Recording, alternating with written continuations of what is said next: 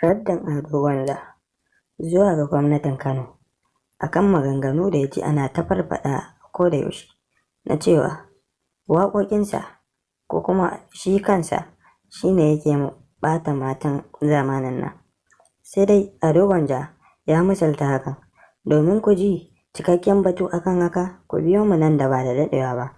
Amma mai sauraro, idan har yau ka fara zuwa gidan TV nan namu, za mu so ka fara da danna mana subscribe. Kana ka danna alamar ƙararrawa domin sani da zarar mun ɗora.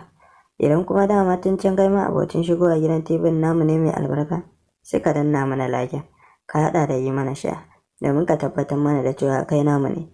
Sannan ka yi mana comment, ki mana comment, ku yi mana comment. Kar ku manta, yin comment ɗinku a gare mu shi zai tabbatar mana da menene ra'ayinku, menene ya burge ku a wannan labarin namu. To, raddin da Ado Gwanja ya mayar zuwa ga gwamnatin Kano ya ce a tausaya mai domin shi waƙoƙinsa ko kaɗan ba yana yi ne don wani abin ba. Yana yin waƙoƙinsa ne kasancewar harkar waƙa an haife shi ne da ita, kuma sannan da ya gane an haife shi da ita sai ya yi ƙoƙari ya juya ta yadda ta koma sana'arsa. Ya ce da harkar waƙa yake ci, yake sha, yake kuma tufatar da kansa.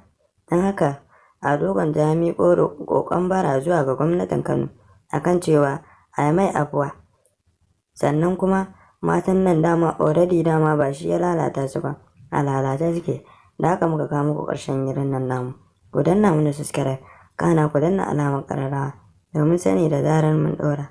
Arewa Plus.